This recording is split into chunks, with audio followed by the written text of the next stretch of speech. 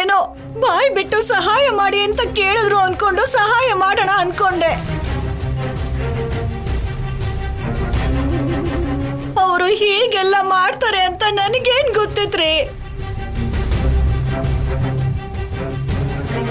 ತಪ್ಪು ಮಾಡೋರು ಯಾವತ್ತೂ ಹೇಳ್ಬಿಟ್ಟು ಮಾಡಲ್ಲ.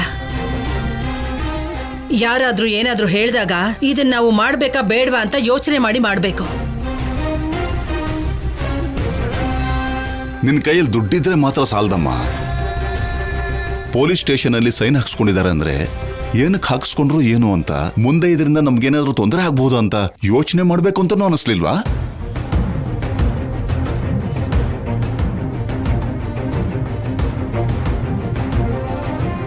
ನೀನ್ ಹೇಳಿದ್ರು ಕೂಡ ಕಣ್ಣು ಮುಚ್ಕೊಂಡು ಶೌರ್ಯ ಸೈನ್ ಹಾಕ್ಬಿಟ್ಟಿದ್ದಾನೆ. ಅದಕ್ಕೆ ಇಷ್ಟೆಲ್ಲ ರಾದ್ಧಾಂತ ಆಗಿದೆ. ಹೆತ್ತ ತಾಯಿ ಮೇಲಿರೋ ಅಭಿಮಾನದಿಂದ ಈ ರೀತಿ ಸೈನ್ ಹಾಕಿದ್ರಿಂದಾನೆ ಇವತ್ತಿಂಥ ಪರಿಸ್ಥಿತಿ ಬಂತು.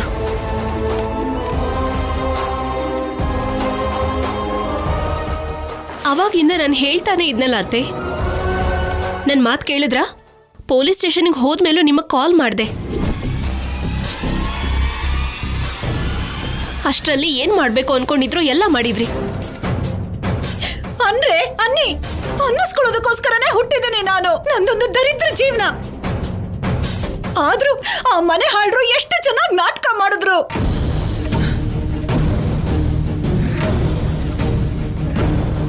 ನಾಲ್ಕು ಮಾತು ಹೇಳ್ತಿದ್ದ ಹಾಗೆ ಅಯ್ಯೋ ಪಾಪ ನಿಜನೇ ಇರ್ಬಹುದು, ನಮ್ಮಿಂದ ಒಬ್ರು ಜೀವನ ಚೆನ್ನಾಗಾಗುತ್ತಲ್ಲ ಅನ್ಕೊಂಡೆ ಹೊರತು ಹೀಗ್ ಮಾಡ್ತಾರೆ ಅಂತ ನನ್ಗೇನಾದ್ರೂ ಕನ್ಸು ಬಿದ್ದಿತ್ತಾ?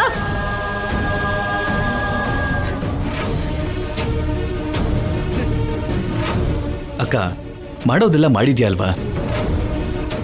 ಈಗತ್ತು ಏನ್ ಪ್ರಯೋಜನ ಹೇಳು? ಪಾಪ ಅತಿಗೆ ಏನ್ ಬೇಕು ಅಂತ ಮಾಡಿದಾರಾ? ಸಹಾಯ ಮಾಡ್ಬೇಕು ಅನ್ಕೊಂಡಿದ್ರೇನೋ, ಅವರೇನೋ ಮೋಸ ಮಾಡಿದ್ದಾರೆ.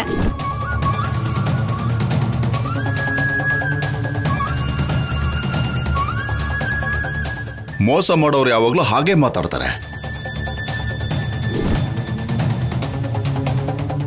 ಏನಾದ್ರೂ ಮಾಡೋಕ್ ಮೊದಲು ಇದು ಮಾಡಬಹುದಾ ಬೇಡವೋ ಅಂತ ಯೋಚನೆ ಮಾಡಬೇಕಾದವರು ನಾವು.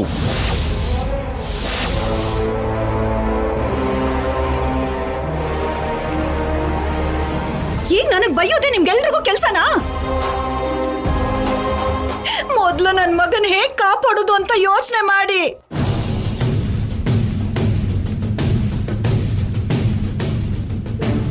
ದೊಡ್ಡ ಆಫೀಸರ್ ತರ ಬದುಕ್ದವನವನು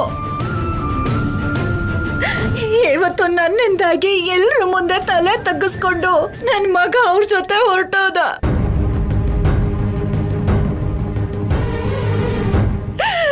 ಈಗೇನಾಗತ್ತೋ ಏನೋ. ಇನ್ನೇನಾಗತ್ತೆ? ಲಂಚ ತಗೊಂಡಿದ್ದಾನೆ ಅಂತ ಕೆಲಸ ಹೋಗುತ್ತೆ, ಆಮೇಲೆ ಊರಲ್ಲಿ ಮರ್ಯಾದೆ ಹೋಗುತ್ತೆ. ನೆನ್ನೆವರೆಗೂ ಶೌರಿಗೆ ನಮಸ್ಕಾರ ಮಾಡ್ತಿದ್ದವರು ಹಿಂದೆ ನಿಂತ್ಕೊಂಡು ಆಡ್ಕೋತಾರೆ. ಇನ್ನು ನಿನ್ ಜನ್ಮದಲ್ಲಿ ಯಾವತ್ತಾದ್ರೂ ಒಂದ್ಸಲಾದ್ರೂ ಒಳ್ಳೆ ಕೆಲಸ ಮಾಡಿದ್ಯಾ? ಯಾವಾಗ ನೋಡಿದ್ರು ಏನಾದ್ರೂ ಬೇಡಿದವ್ರ ಕೆಲಸ ಮಾಡೋದು, ಇಲ್ಲಿ ನಮ್ಗೆಲ್ಲ ತಲೆ ನೋಡ್ಕೊಡೋದು.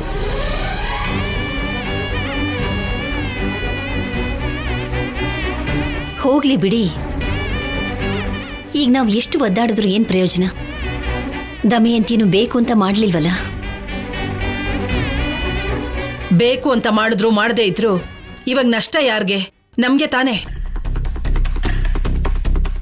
ಈಗ ಶೌರ್ಯನ್ಗೆ ಅಪರಾಧಿ ಜಾಗದಲ್ಲಿ ನಿಲ್ಸಿ 1000 ಪ್ರಶ್ನೆ ಕೇಳ್ತಾರೆ. ಅವರೆಲ್ಲರ ಮುಂದೆ ತಲೆ ತಗ್ಸಿ ಅವನು ಉತ್ತರ ಕೊಡ್ಬೇಕು. ಇದ್ಯಾವ ಕರ್ಮ ಹೇಳು? ನಾನು ಫೋನ್ ಮಾಡಿದಾಗ ನೀವು ಅಟೆಂಡ್ ಮಾಡಿ ಮಾತಾಡಿದ್ರೆ ಪರಿಸ್ಥಿತಿ ಇಷ್ಟು ಸೀರಿಯಸ್ ಆಗ್ತಾನೆ ಇರ್ಲಿಲ್ಲ. ಆಗೋ ಅಪಾಯನ ತಡಿಬೇಕು ಅಂತ ಸ್ಟೇಷನ್ಗೆ ಬರೋ ಅಷ್ಟರಲ್ಲಿ ಏನಾಗಬಾರ್ದು ಅನ್ಕೊಂಡಿದ್ನೋ ಅದೇ ಆಯ್ತು.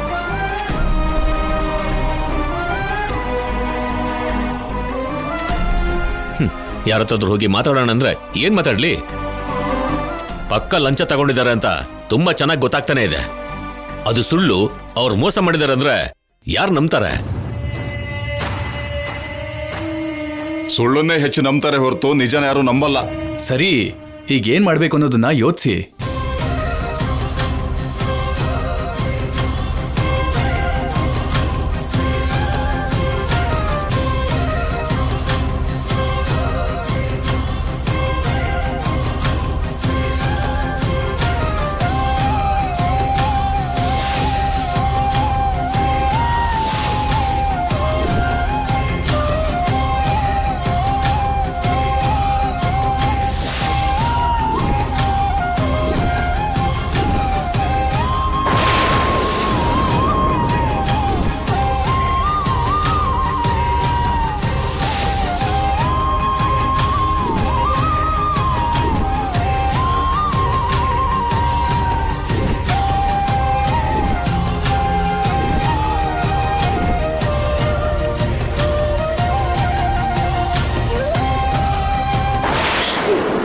ಕಲ್ಯಾಣಿ, ನೀನ್ ಮದ್ವೆ ಆಗಿ ಮನೆಗ್ ಬಂದಾಗಿಂದ ನಾನ್ ಯಾವತ್ತೂ ಏನೂ ಕೇಳಿಲ್ಲ. ನೀನ್ ಮನ್ಸ್ ಮಾಡಿದ್ರೆ ಮಾಡ್ತ್ಯಾ. ಏನಾದ್ರೂ ಮಾಡಿ ನನ್ ಮಗನ ಇದ್ರಿಂದ ಕಾಪಾಡೆ.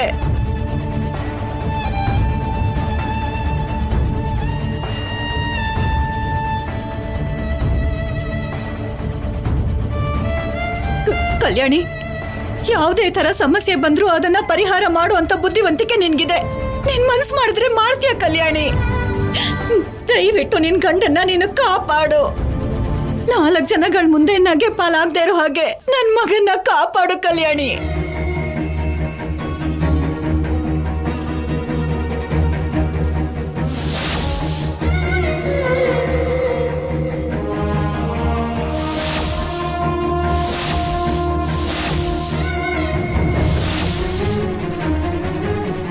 ಅತ್ತೆ, ನೀವು ಹೇಳಿದ್ರು ಹೇಳ್ದೇ ಇದ್ರು ಆಫೀಸನ್ನ ನಾನು ಬಿಡಿಸ್ಕೋತೀನಿ.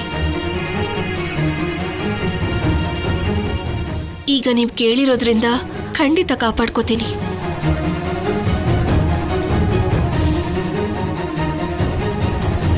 ಆದ್ರೆ ಆಫೀಸನ್ನ ಕಾಪಾಡ್ಕೋಬೇಕಂದ್ರೆ ನಂದೊಂದು ಚಿಕ್ಕ ಕೋರಿಕೆ ಇದೆ. ಅದನ್ನ ಈಡೇರಿಸ್ತೀರಾ?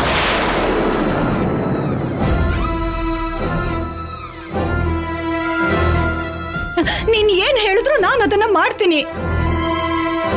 ನೀನ್ ಏನ್ ಕೇಳಿದ್ರು ನಾನು ಕೊಡ್ತೀನಿ ಕಣೆ. ಮೊದ್ಲು ನನ್ ಮಗನ್ನ ಬಿಡ್ಸು, ಅಷ್ಟು ಸಾಕು ನನ್ಗೆ.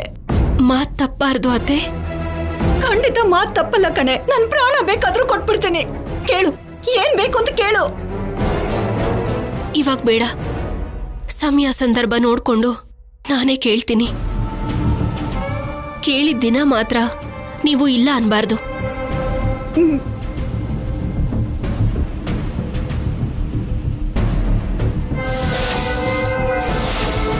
ಆಣೆ ಮಾಡಿ. ಆಣೆ ಮಾಡ್ತಿದ್ದೀನಿ.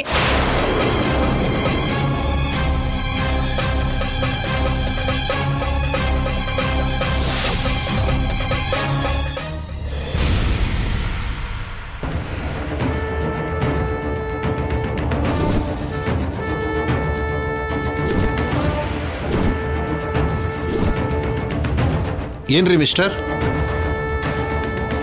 ಲಂಚ ತಗೊಳ್ಳೋದು ಕಾನೂನು ಪ್ರಕಾರ ತಪ್ಪು ಅಂತ ಗೊತ್ತಿದ್ರೂ ಕೂಡ ಹೀಗೆ ನಡ್ಕೊಳ್ತೀರಾ ಅಂದ್ರೆ ಏನರ್ಥ? ACP ಸ್ಥಾನದಲ್ಲಿದ್ರೂ ಸಹ ಒಂದು ಸಣ್ಣ ರೆಕಮೆಂಡೇಶನ್ ಲೆಟರ್ಗೋಸ್ಕರ ಲಂಚ ತಗೊಂಡ್ರಿ ಅಂದ್ರೆ, ನೀವೇ ಹೀಗೆ ಅಂದ್ರೆ ನಿಮ್ ಕೆಳಗಡೆ ಇರೋರು ತಗೋತಾರೆ ಅಂತ ತಾನೇ ಅರ್ಥ. ಸರ್, ಅವ್ರು ಬೇಕು ಅಂತಾನೆ ಇದನ್ನ ಮಾಡಿದ್ದಾರೆ. ಗೊತ್ತಿರೋರಲ್ವಾ, ಸಹಾಯ ಮಾಡೋಣ ಅಂತ ಮಾಡಿದೆ ಅಷ್ಟೇ. ಲಂಚ ತಗೊಳ್ಳೋದು ಸಹಾಯ ಅಲ್ಲ ಅಲ್ವಾ? ಆ ದುಡ್ಡನ್ನು ನಾನು ಕೇಳಲಿಲ್ಲ ಸರ್.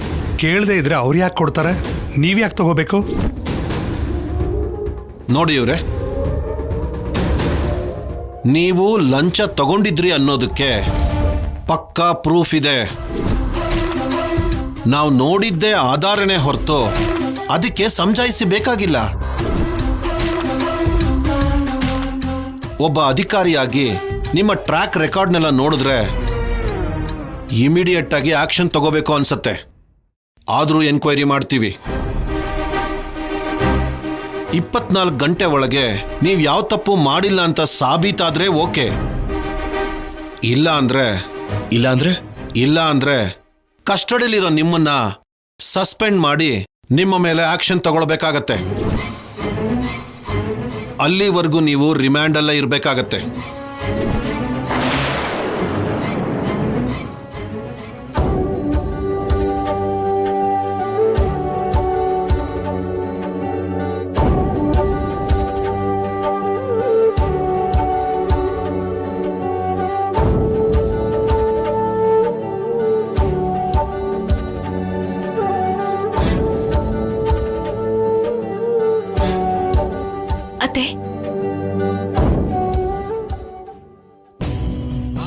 ಶೌರ್ಯ, ನನ್ನ ಕ್ಷಮಿಸ್ಬಿಡು. ನನ್ನಿಂದನೇ ಅಲ್ವಾ ಇದೆಲ್ಲ ಆಗಿದ್ದು. ಸಹಾಯ ಮಾಡು ಅಂತ ಕೇಳಿದ್ರಲ್ಲ ಅನ್ಕೊಂಡು ನಿನ್ನ ಹತ್ರ ಕರ್ಕೊಂಡು ಬಂದೆ. ಅವ್ರು ಹೀಗೆಲ್ಲ ನಾಟಕ ಆಡ್ತಾರೆ ಅಂತ ಗೊತ್ತಿರ್ಲಿಲ್ಲ ಶೌರ್ಯ.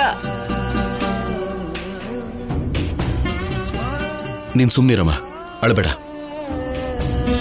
ತಲೆ ಎತ್ಕೊಂಡು 4 ಜನಗಳ ಮಧ್ಯೆ ನಡೀತಾ ಇದ್ದ ನಿನ್ನನ್ನ ಅವ್ರ ಮುಂದೆನೆ ತಲೆ ತಗ್ಸೋ ಹಾಗೆ ಮಾಡ್ಬಿಟ್ಟೆ. ಇಲ್ದೇ ಇರೋ ಆಪದನೆ ನಿನ್ ತಲೆ ಮೇಲೆ ಬರೋ ಹಾಗೆ ಮಾಡ್ದೆ. ಅತ್ತೆ, ನೀವ್ ಈ ತರ ಕಣ್ಣೀರ್ ಹಾಕಿ ಆಫೀಸರ್ಗೆ ಬೇಜಾರು ಮಾಡಬೇಡಿ.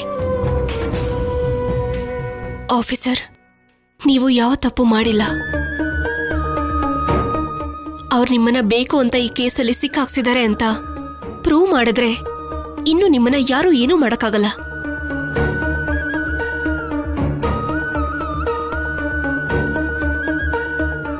ಆ ಅವಕಾಶ ಇಲ್ಲ ಅನ್ಸತ್ತೆ ಕಲ್ಯಾಣಿ.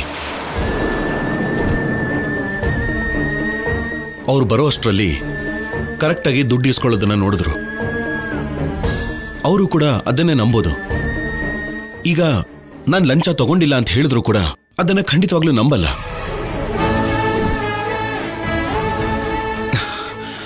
24 ಗಂಟೆ ಟೈಮ್ ಕೊಟ್ಟಿದ್ದಾರೆ.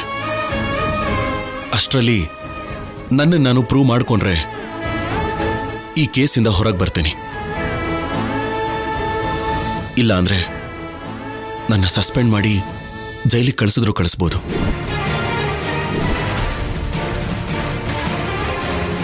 ನನ್ನ ದೇಹದಲ್ಲಿ ಉಸಿರಿರೋವರೆಗೂ ನಿಮ್ಗ ಪರಿಸ್ಥಿತಿ ಬರೋದಕ್ಕೆ ಬಿಡಲ್ಲ. ನೀವೇನ್ ಟೆನ್ಷನ್ ಮಾಡ್ಕೋಬೇಡಿ. ನೀವು ಯಾವ ತಪ್ಪು ಮಾಡಿಲ್ಲ ಅಂತ ನಿರೂಪಿಸಿ ನಿಮ್ಮನ್ನ ನಿರ್ದೋಷಿಯಾಗಿ ಆಚೆ ಕರ್ಕೊಂಡು ಬರ್ತೀನಿ.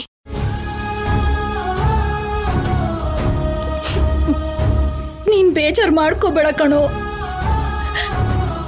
ಕಲ್ಯಾಣಿ ಹೇಳಿದಾಳೆ ಅಂದ್ರೆ ಖಂಡಿತ ಅವಳದನ್ ಮಾಡ್ತಾಳೆ. ಆಸೆ ಬಿಟ್ರೆ ಅವಕಾಶ ಕಾಣಿಸ್ತಿಲ್ಲ ಅಮ್ಮ. ನಾನು ಈ ಕೇಸಿಂದ ಹೊರಗಡೆ ಬರೋದು ಅಷ್ಟು ಸುಲಭನೇ ಅಲ್ಲ.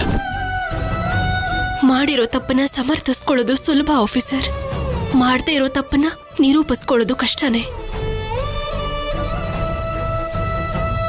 ಆದ್ರೆ ನಿಮ್ ಮೇಲೆ ನನಗಿರೋ ಇಷ್ಟದ ಮುಂದೆ ಆ ಕಷ್ಟ ನನಗೆ ಯಾವ ಲೆಕ್ಕನೂ ಅಲ್ಲ. ನೀವು ಸಮಾಧಾನವಾಗಿರಿ. ನೀವು ನಿರ್ದೋಷಿಯಾಗಿ ಆಚೆ ಬರ್ತೀರಾ. ನಾನು ಕರ್ಕೊಂಡು ಬರ್ತೀನಿ.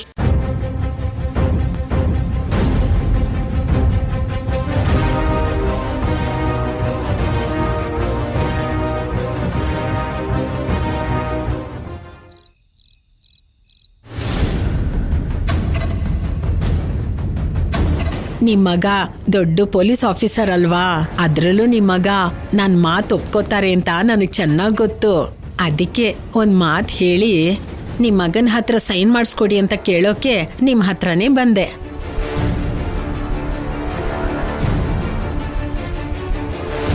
ಅವನೊಬ್ಬ ಓದು ಬರ ಇಲ್ದೇ ಇರೋನು. ಅವನ್ ಮಿಲಿಟರಿ ಪರೀಕ್ಷೆ ಬರೆಯೋದೇನೋ, ಸೆಲೆಕ್ಟ್ ಆಗೋದೇನೋ.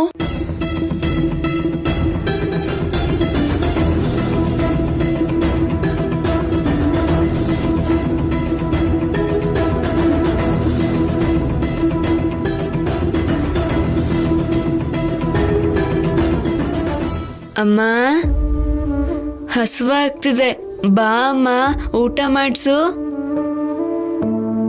ಮೋಕ್ಷ, ಈಗ ನಿಮ್ಮಮ್ಮನಿಗೆ ತೊಂದರೆ ಕೊಡ್ಬೇಡ ಕಣೋ. ಹಸುವಾಗ್ತಿದೆ ಅಜ್ಜಿ. ನಿನಗೆ ಹಸುವಾದ್ರೆ ನಾನು ಊಟ ತಿನ್ನಿಸ್ತೀನೋ. ಈಗ ಅವಳಿಗೆ ತೊಂದರೆ ಕೊಡ್ಬೇಡ ಕಣೋ. ಈಗ ಸದ್ಯಕ್ಕೆ ನಿಮ್ಮಮ್ಮನ ಒಂಟಿಯಾಗಿ ಬಿಟ್ಬಿಡು. ಬಾ.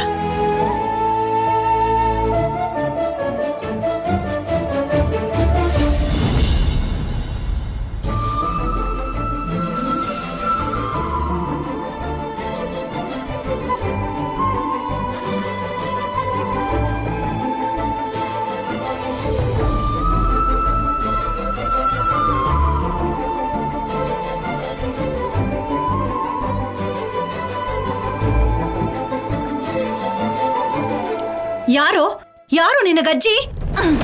ಹೋಗ ಆ ಕಡೆ, ಹೋಗ. ಅತ್ತೆ, ಇಲ್ಲಿವರೆಗೂ ಅತ್ತೆ ಕಂದನ್ನ ಮೊಮ್ಮಗ ಅಂತ ಮುದ್ದಾಡಿಲ್ಲ. ಈಗ ಇದ್ರಿಂದನಾದ್ರೂ ಹತ್ರ ಕರ್ಕೊಂಡ್ರಲ್ಲ.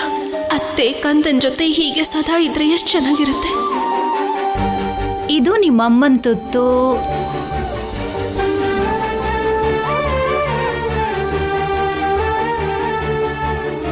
ಇದು ನಿಮ್ಮಜ್ಜಿ ತುತ್ತು.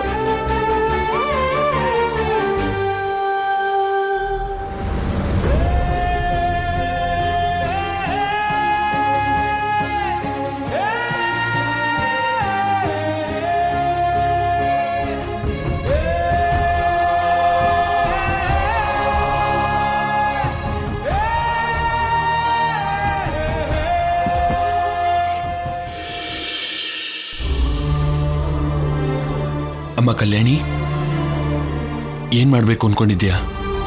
ಯೋಚನೆ ಮಾಡ್ತಾ ಇದ್ದೀನಪ್ಪ. ಆದಷ್ಟು ಬೇಗ ನಾವೇನಾದ್ರೂ ಒಂದು ಮಾಡಬೇಕು. ಇಲ್ದೆ ಹೋದ್ರೆ ಶೌರ್ಯ ಹೊರಗಡೆ ಬರೋದು ಕಷ್ಟ ಆಗ್ಬಿಡುತ್ತೆ. ಆಫೀಸರ್ ದುಡ್ಡು ಈಸ್ಕೋತಾ ಇದ್ದಾರೆ ಅನ್ನೋದು ಎಲ್ಲರಿಗೂ ಕಾಣಿಸ್ತಾ ಇದೆ. ಆದ್ರೆ ಅದನ್ನ ಯಾಕೆ ತಗೊಂಡ್ರು ಅಂತ ಯಾರು ಅರ್ಥ ಮಾಡ್ಕೋತಿಲ್ಲ. ಈಗ ನಾವೇನಾದ್ರೂ ಮಾಡ್ಬೇಕಂದ್ರೂ ಅವಕಾಶ ಇಲ್ಲ. ರೆಕಮೆಂಡೇಶನ್ಸ್ ವರ್ಕ್ ಆಗಲ್ಲ. ಅದ್ ಹೇಗ್ರಿ?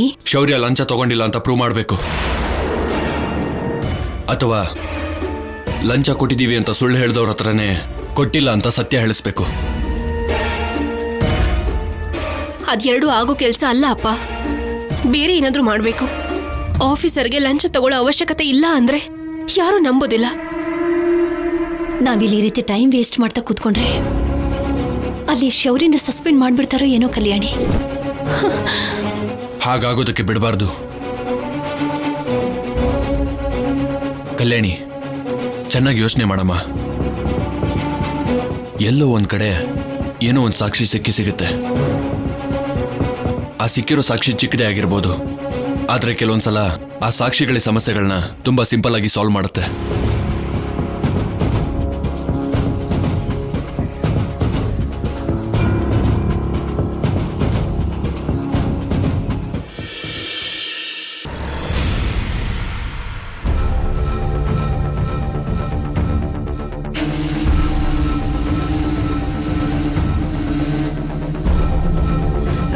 ಕಲ್ಯಾಣಿ, ಅವ್ರ ಬಗ್ಗೆ ಏನಾದ್ರೂ ಗೊತ್ತಾಯ್ತಾ? ಶೌರ್ಯನ್ ಬಿಡ್ಸೋದಕ್ಕೆ ಯಾವ್ದಾದ್ರೂ ಆಧಾರ ಸಿಗ್ತೇನೆ? ಒಂದು ಚಿಕ್ಕ ಕ್ಲೂ ಸಿಕ್ಕಿದೆ ಅತ್ತೆ.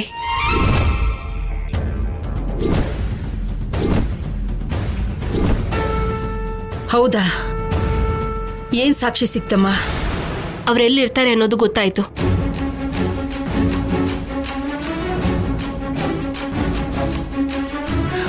ಹಾಗಾದ್ರೆ ಇನ್ನೂ ಯಾಕೆ ಯೋಚನೆ ಮಾಡ್ತಿದ್ಯಮ್ಮ? ಈ ಕೂಡಲೇ ಹೋಗಿ ಅವ್ರನ್ನ ಹಿಡಿಬೋದಲ್ವಾ?